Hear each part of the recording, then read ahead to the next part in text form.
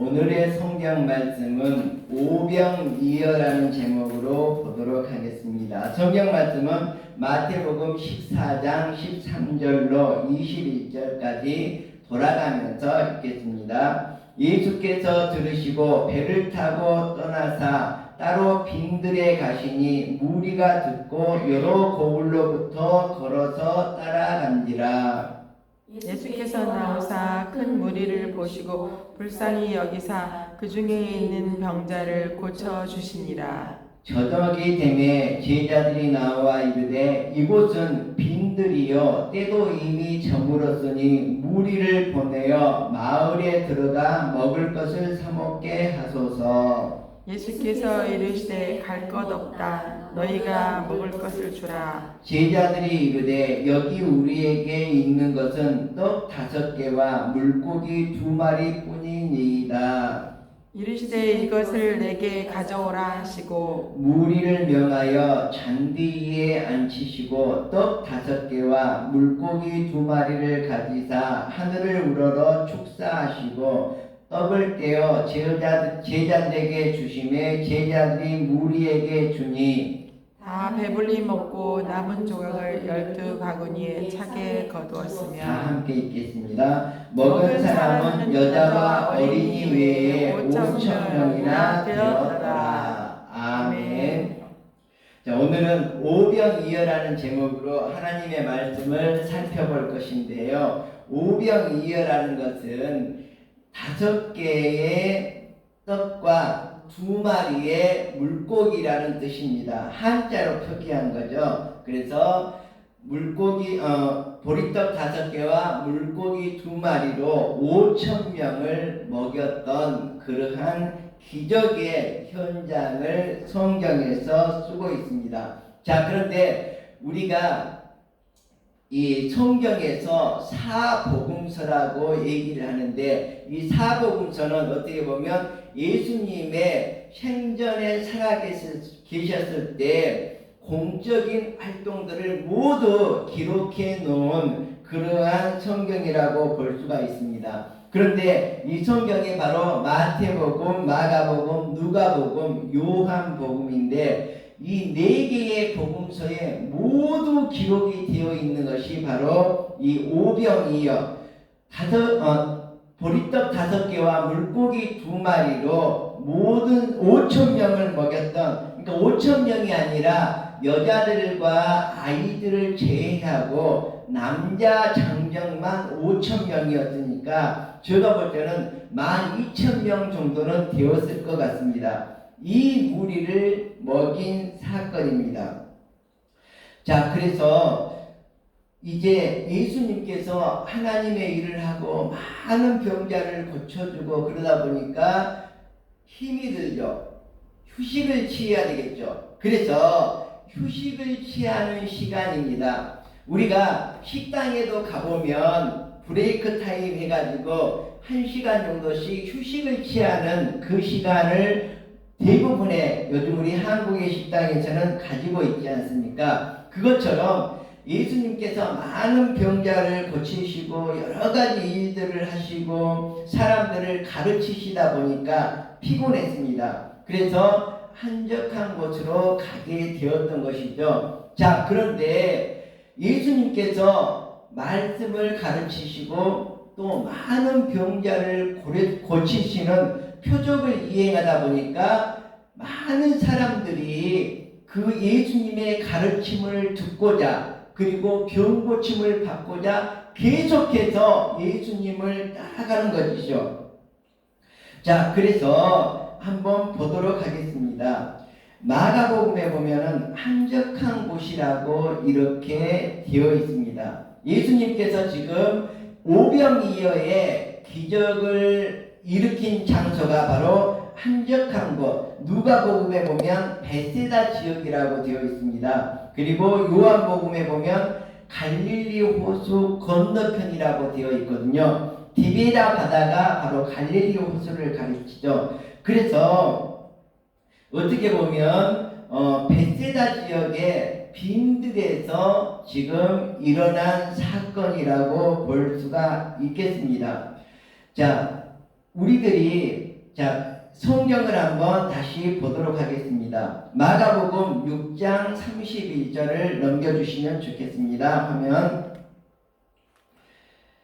자, 한번 이르시되 너희는 따로 한적한 곳에 잠깐 쉬어라 하시니. 자, 그러니까 예수님께서 많은 사람들에게 둘러싸여서 병을 고치시고 표적을 행하시고 많은 사람들을 정말 죄에서 해방시켜 주시고 하나님의 말씀으로 가르치시다 보니까 모두가 피곤했죠. 그래서 한적한 곳에 가서 잠깐 쉬어라 하시니 이는 오고 가는 사람이 많아 음식을 먹을 겨를도 없음이러라. 제가 방금 맛집을 탐방했는데 맛집에서 브레이크 타임이라는 것이 있다 그랬죠. 그래서 이 브레이크 타임은 잠깐 이렇게 여기에서처럼 음식을 먹을 겨를도 없이 바쁘게 이렇게 식당에서 일하던 종업원들이 1시간 동안 휴식을 취하는 시간이죠. 그것처럼 제자들도 음식을 먹을 겨를도 없었기 때문에 한적한 곳으로 예수님께서 휴식을 취하려고 데리고 가셨죠.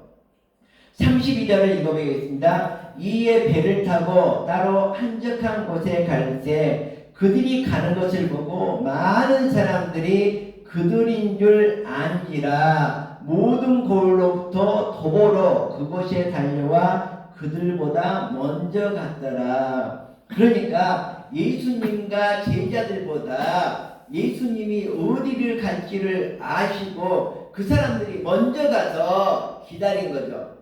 자, 벳세다 그 들판, 벳세다 빈들에 미리 가서 기다리고 있는 것입니다. 자, 그러면 다음으로 누가복음 9장 10절을 보도록 하겠습니다. 한번 읽어보도록 하겠습니다. 사도들이 돌아와 자기들이 행한 모든 것을 예수께 여쭈니 데리시고 따로 벳세다라는 고을로 떠나가셨으나 무리가 알고 따라왔거늘 예수께서 그들을 영접하사 하나님의 나라의 일을 이야기하시며 병 고칠 자들을 고치시더라. 자, 여기 한번 보세요. 자, 휴식을 취하려고 갔는데 이미 많은 무리가, 그러니까 제가 생각할 때는 약 12,000명이 이상이 되는 그 무리가 모여 있는 것입니다. 그런데 우리라면 짜증을 내겠죠. 그죠? 브레이크 타임하고 딱 걸어놨는데 많은 사람들이 밥을 달라고 하면 여러분들은 네 어서 오세요 하고 영접하고 밥을 주겠습니까? 아니죠. 지금 브레이크 타임입니다. 시간 지나서 오세요. 이렇게 할 거잖아요. 자, 그런데 예수님께서는 어떻게 했는지 11절을 보도록 하겠습니다. 11절에 예수께서 그들을 영접하사 그랬거든요. 그러니까 모두가 브레이크 타임하고 딱 편말을 걸어놨는데 예수님께서는 뭐예요? 오픈해서 영업 중으로 바꾸어 놓은 거죠. 이처럼 예수님께서는 피곤하신 가운데 쉴 틈도 없었지만 그래도 많은 병자들과 많은 무리들이 예수님의 가르침을 듣고자 이렇게 모여들었는데 그들을 영접했다는 것이거든요. 그리고 자, 하나님의 나라의 일을 이야기하셨다. 자, 두 번째입니다. 두 번째는 뭐예요? 바로 첫 번째는 예수님께서 많은 무리를, 많은 병자들을 영접했고, 두 번째는 뭐예요? 하나님 나라의 일을 이야기했다. 하나님의 말씀을 전파했다는 거거든요. 그리고 세 번째는 뭐예요? 병 고칠 자들을 고쳤다. 이 누가복음에 보면 이 세 가지의 하나님 정말로 병자들 많은 무리들을 피곤한 가운데에서도 쉬려고 한적한 곳으로 갔지만 그러함에도 불구하고 많은 사람들이 예수 그리스도를 쫓아왔기 때문에 그들을 맞아주었고 영접해 주었다는 것. 그리고 두 번째는 하나님 나라를 이야기해 주었다는 것, 그들에게 하나님 나라를 가르쳤다는 것, 성경 말씀을 가르쳤다는 것, 그리고 세 번째는 바로 병을 고쳐 주었다는 것을 우리가 잊지 말아야 할 것입니다. 자, 그제 우리가 이제 출판 기념을 했거든요. 학술 세미나, 그리고 학술지를 발간해서 우리가 학술 세미나를 했습니다. 근데 이번 주 토요일 날 다시 어떻게 하려고 하냐 그러면 MT를 하려고 합니다.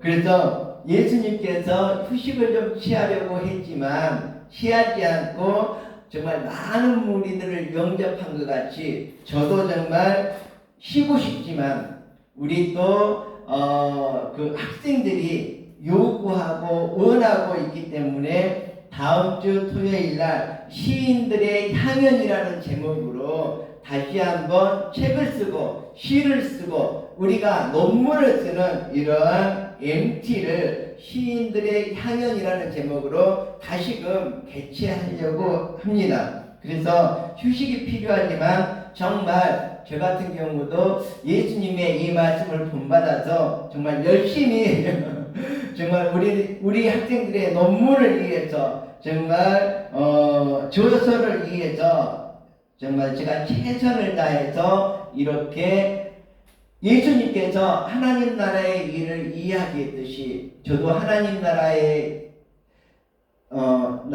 일을 이야기하면서 그리고 또 정말 논문을 지도하고 책 조수를 지도하고 그 다음에 시를 쓰는 걸 지도하려고 합니다. 자, 다음에 마가복음 6장 34절을 다시 한번 보도록 하겠습니다. 자, 그 앞입니다. 앞으로 넘겨주세요. 네, 마가복음 6장 34절 한번 읽겠습니다. 예수께서 나오사 큰 무리를 보시고 그 목자 없는 양 같음으로 인하여 불쌍히 여기사 이에 여러 가지로 가르치시더라. 네, 보니까 목자 없는 양이라고 이렇게 불쌍히 여겼습니다. 그리고 뭡니까? 가르쳤다는 것이죠.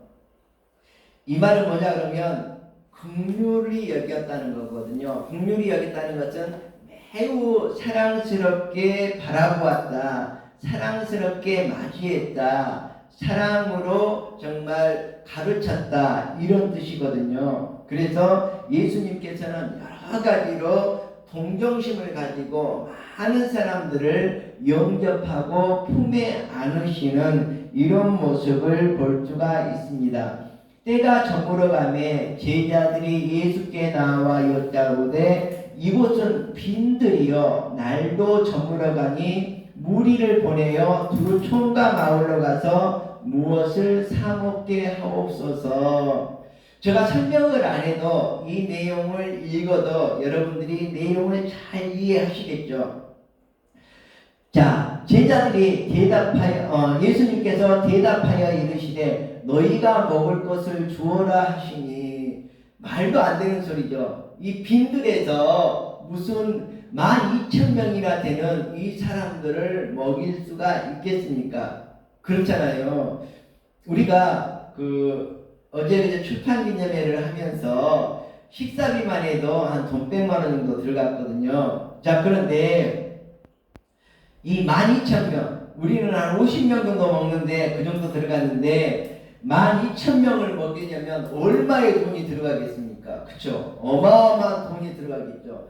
돈도 없고 들판에 돈이 있다고 한들 들판에서 먹을 걸 살 수가 있겠습니까? 자, 모든 제자들이 이렇게 얘기를 했습니다. 그리고 여짜오되 우리가 가서 200데나리온의 떡을 사다 먹으리까. 이 말은 뭐예요?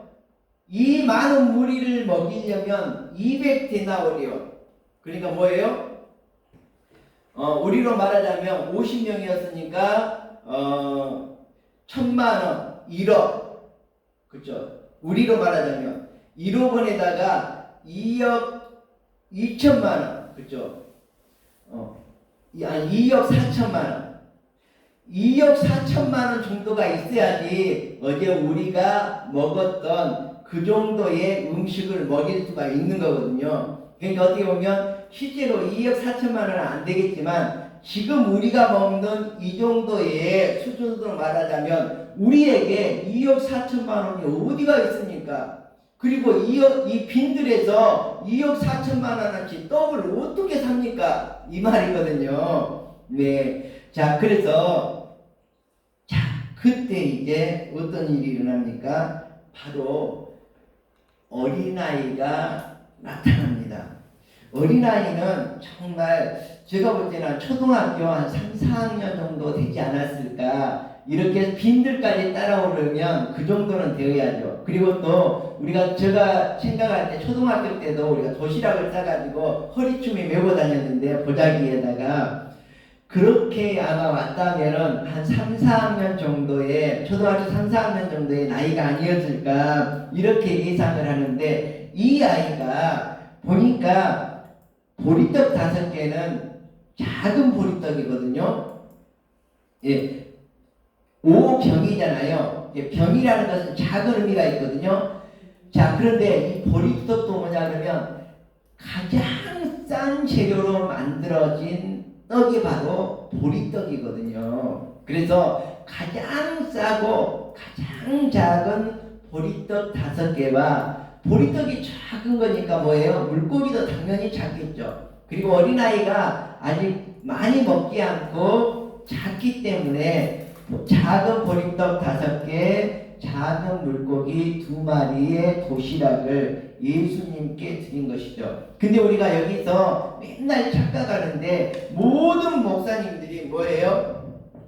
우리가 이 아이를 본받자. 자, 조금 전에 말할 때는 누가 말했습니까? 바로 빌립이 얘기를 했거든요. 빌립이 얘기를 했는데 이번에는 이제 누가 얘기를 합니까?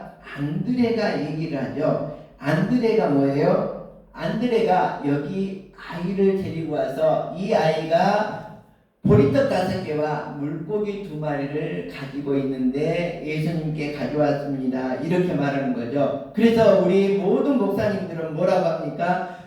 우리가 이 아이처럼 우리의 것을 하나님께 바치자. 우리가 헌금을 하자. 우리가 없더라도 괜찮다. 있는 거 몽땅 바치자. 그러면 기적이 일어난다. 계속 이것만 강조를 하거든요. 근데 아이가 물론 보리떡 5개와 물고기 2마리를 가져온 것도 매우 소중하죠. 그렇지만 이 아이가 물고기 2마리와 보리떡 5개를 가져왔다고 해서 12,000명 정도나 되는 많은 인원을 먹일 수가 있습니까? 아니죠. 진짜 하이라이트는 누굽니까? 바로 예수님께서 축사하시고 이 보리떡 5개와 물고기 2마리를 가지고 12,000명 정도 되는 많은 인원을 먹이게 되는 음식을 뻥튀기에 더 먹이게 되는 이 기적이죠. 이 표적이죠. 그래서 정말 오병이어에서 가장 위대한 우리들이 봐야 될 초점은 뭐냐 그러면 바로 예수님께서 행하신 이 이적이거든요.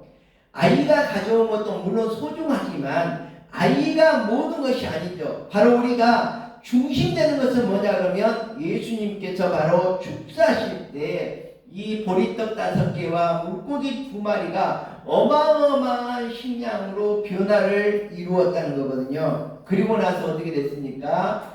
먹고 남았는 이 12,000명이나 되는 많은 사람이 모두 먹었는데 남았죠.